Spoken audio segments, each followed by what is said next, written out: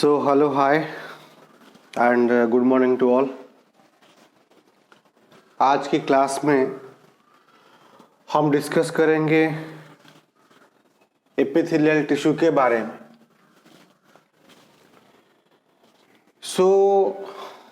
ऐसा कोई एनिमल नहीं जिसके पास एपिथेलियल टिश्यू ना हो. और ये जो एपिथेलियल टिश्यू होता है ये एनिमल का जो बॉडी है, बॉडी के ऊपर जो प्रोटेक्टिव कवरिंग जो होता है ये प्रोटेक्टिव कवरिंग को बनाता है. और उसके साथ साथ जो इंटरनल ऑर्गन्स होते हैं, इंटरनल ऑर्गन का जो आउटर कवर होता है ये उसको भी बनाता है, ताकि ऑर्गन और ऑर्गन के बीच, दूसरे ऑर्गन के बीच कोई इंटरमिक्सिंग ना हो. ठीक है. यहाँ पे लिखा है मैंने इसीलिए, it is generally found in skin. हमारे स्किन में ये पाया जाता है. सरफेस ऑफ माउथ, मुंह, जो मुंह होता है, माउथ के अंदर का जो सरफेस है ये भी एपिथेलियल टिश्यू से बना होता है. उसके साथ साथ एलिमेंट्री कैनल, मतलब जो डाइजेस्टिव ट्रैक्ट होता है, माउथ से लेके एनस तक, हर कहीं पे ये एपिथेलियल टिश्यू प्रेजेंट होता है. और लंग्स में भी एपिथेलियल टिश्यू, लंग्स और किडनी में भी एपिथेलियल टिश्यू प्रेजेंट होता है. और इसके जो सेल्स होते हैं ये एकदम क्लोजली पैक्ड होते हैं. और सेल के बीच में इंटरसेलुलर स्पेस जो होता है ये बहुत बहुत बहुत कम मात्रा में पाया जाता है. और इसके फंक्शन के बारे में अगर हम डिस्कस करें तो ये तो बॉडी का आउटर सरफेस हो जाता है, स्किन. तो इसके चलते क्या होगा, water, air, dust particle, microbes, ये कोई एनिमल के बॉडी के अंदर घुस नहीं पाएंगे, क्योंकि एपिथेलियल टिश्यू प्रेजेंट है. तो ये एकदम स्किन को एकदम वाटर एंड एयर प्रूफ बना देता है. ठीक है. और इसके साथ साथ वाटर एब्जॉर्ब में भी और डाइजेस्ट फूड जो होता है, जैसे आपने कार्बोहाइड्रेट खाया और ये कार्बोहाइड्रेट डाइजेशन होने के बाद ग्लूकोज में बदल जाता है. आपने प्रोटीन खाया, ये प्रोटीन डाइजेस्ट होने के बाद अमीनो एसिड में बदल जाता है. आपने फैट खाया और ये फैट डाइजेशन होने के बाद फैटी एसिड और ग्लिसरॉल में बदल जाता है. तो ये सब न्यूट्रिएंट्स को एब्जॉर्ब करने के लिए भी बहुत मदद करता है हमको एपिथेलियल टिश्यू. और जो एपिथेलियल टिश्यू हमारे किडनी में प्रेजेंट होते हैं ये हमारे बॉडी से वेस्ट मटेरियल को निकालने में भी हमारे बहुत मदद करते हैं. और कुछ एपिथेलियल टिश्यू ग्लैंड्स बनाए हैं, ग्लैंड, जिससे हार्मोन और एंजाइम भी सिक्रेट होता है. ग्लैंड का मतलब होता है हमारे बॉडी के अंदर कुछ एकदम सॉफ्ट पार्ट, सॉफ्ट टिश्यू, एकदम मस्कुलर पार्ट्स प्रेजेंट है, जिससे कोई केमिकल सब्सटेंस रिलीज होता है. और उस पार्ट को, सॉफ्ट पार्ट को हम कहेंगे ग्लैंड. और ध्यान दीजिएगा, ये जो ग्लैंड होता है ये दो तरह का होता है. एक होता है एक्सोक्राइन ग्लैंड और दूसरा होता है एंडोक्राइन ग्लैंड. और एक कैटेगरी है जिसको हम कहते हैं हेटेरोक्राइन ग्लैंड. ठीक है. एंडोक्राइन ग्लैंड, एक्सोक्राइन ग्लैंड और हेटेरोक्राइन ग्लैंड. तो यहां तक क्लियर है एकदम.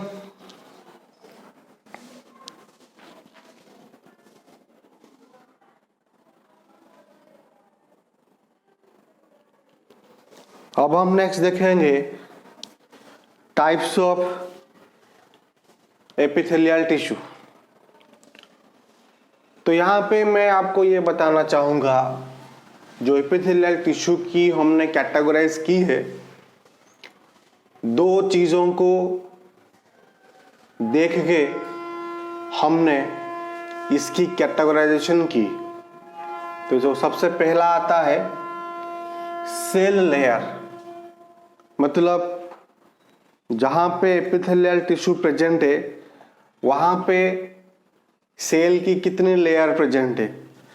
जैसे ये एक लेयर है, ये दूसरा लेयर, ये तीसरा लेयर, ये चौथा लेयर। तो ऐसे लेयर के ऊपर लेयर प्रेजेंट है या फिर सिर्फ एक लेयर। और नेक्स्ट है on the basis of shape, shape के आधार पे भी एपिथेलियल टिश्यू को क्लासिफाई किया गया है। ठीक है, अब जैसे squamous epithelium, cuboidal epithelium, columnar epithelium, ciliated epithelium and glandular epithelium. अब एक एक करके सारे एपिथेलियम के बारे में हम ध्यान से डिस्कस करेंगे। ठीक है, तो सबसे पहले जो डिस्कस करेंगे दैट इज स्क्वामस एपिथेलियम। क्या है इसका मीनिंग? स्क्वामस एपिथेलियम, स्क्वामा का मतलब होता है स्केल ऑफ फिशिस। जो मछली होती है, मछली का जो स्केल होता है, ये कैसे प्रेजेंट है? जैसे आपने फ्लोर में टाइल को बिछाया है, जैसे आपने फ्लोर में टाइल बिछाया है या फिर बिछाते हैं, ये ठीक उसके तरह ही दिखता है। इसीलिए इसको पेवमेंट एपिथेलियम भी कहा जाता है। ये एक सिंगल लेयर का होता है, इसीलिए इसको स्क्वामस एपिथेलियम या फिर पेवमेंट एपिथेलियम भी कहा जाता है। ठीक है, और ये जनरली आपको मिलेगा लाइनिंग ऑफ माउथ एंड इसोफागस, मुंह के अंदर, और इसोफागस मतलब फूड पाइप, वहाँ पे ये स्क्वामस एपिथेलियम आपको मिलेगा, जो सिर्फ और सिर्फ एक लेयर का थिक होगा। ठीक है,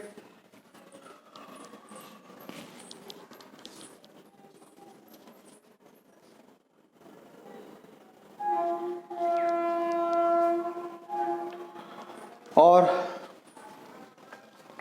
अगर मैं बात करूं अपने स्किन की, हमारे स्किन में जो स्क्वामस एपिथेलियम प्रेजेंट है वो मल्टीपल लेयर का होता है। ये एक लेयर का टिश्यू, ये और एक लेयर का टिश्यू, और ये और एक लेयर का tissue, multiple layers of squamous epithelium tissue present होता है।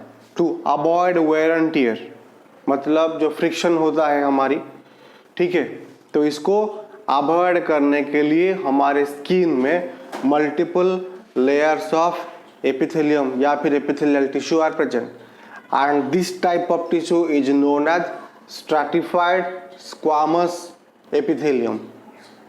ठीक है, सिंगल लेयर हुआ तो सिंपल स्क्वामस, अगर मल्टीपल लेयर हो जाएगा तो हम उसे कहेंगे स्ट्रैटिफाइड स्क्वामस एपिथेलियम। यहाँ तक क्लियर है एकदम?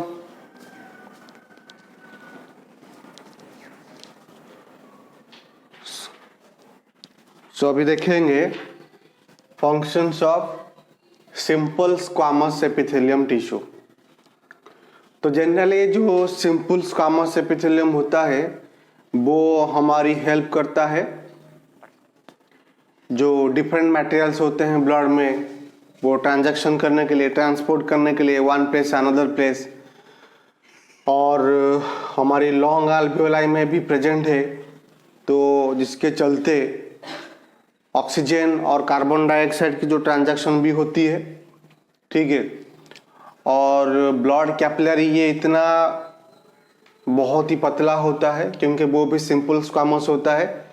ब्लड कैपिलरी के थ्रू ब्लड कैपिलरी के थ्रू क्या होता है, जो ब्लड है वो डिफ्यूज होकर बाहर जाती है, सेल्स में एंटर करती है। सो दैट इज,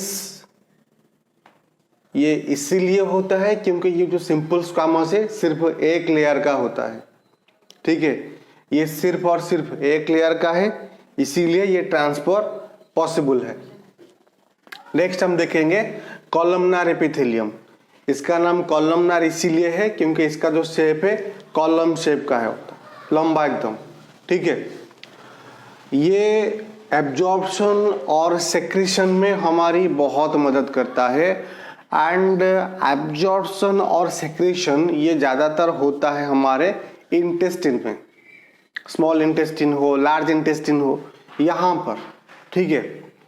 और ये भी प्रेजेंट होता है रेस्पिरेटरी ट्रैक्ट, मतलब जो एयर पाइप होता है, ये एयर पाइप नाजल कैविटी में भी ये कुछ हद तक प्रेजेंट होता है, ठीक है। और ये यहाँ पर जो प्रेजेंट होता है जो टिश्यू, उसके ऊपर कुछ हेयर लाइक स्ट्रक्चर भी होते हैं जिसका नाम है सिलिया, ठीक है। कुछ हेयर लाइक स्ट्रक्चर भी होते हैं जिसका नाम है सिलिया, और ये सिलिया का काम है म्यूकस को आगे फॉरवर्ड करना, ठीक है।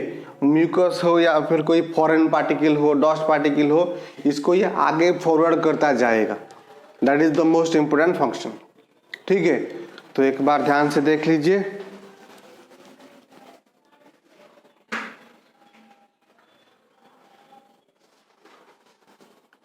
और लास्ट में क्यूबॉइडल एपिथेलियम। ये क्यूबॉइडल एपिथेलियम इसीलिए कहा जाता है क्योंकि इसका जो शेप है क्यूब शेप का होता है, that's why this is called cuboidal epithelium. और ये जनरली आपको मिलेगा किडनी में मिलेगा आपको, जहां पर जो सेक्रीशन होता है कुछ और वेस्ट मटेरियल को एक्सट्रैक्शन किया जाता है, ये वहां पर आपको मिलेगा। और जो सलाइवरी ग्लैंड होता है जो हमारे माउथ के अंदर प्रेजेंट है, वहां पर भी प्रेजेंट होता है क्यूबॉइडल एपिथेलियम। और यहां पर ये जो पॉइंट है इसको थोड़ा ध्यान देंगे आप। मान लीजिए कि ये एक एपिथेलियम टिश्यू का एक लेयर ऐसे गया है, ऐसे गया है। एक एक प्लेस में क्या होता है, ये टिश्यू लेयर ऐसे गया और एक एक जगह पे क्या होता है, ये ऐसे नीचे की तरफ, ऐसे नीचे की तरफ ऐसे ये बेंड होके यहाँ से गुजरा।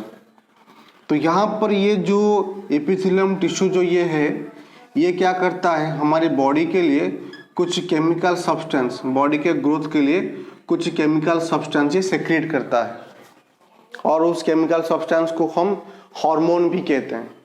और ये जो एपिथेलियम यहाँ पे बना, इसको हम कहेंगे ग्लैंडुलर एपिथेलियम, ठीक है। इसको हम कहेंगे ग्लैंडुलर एपिथेलियम, ठीक है।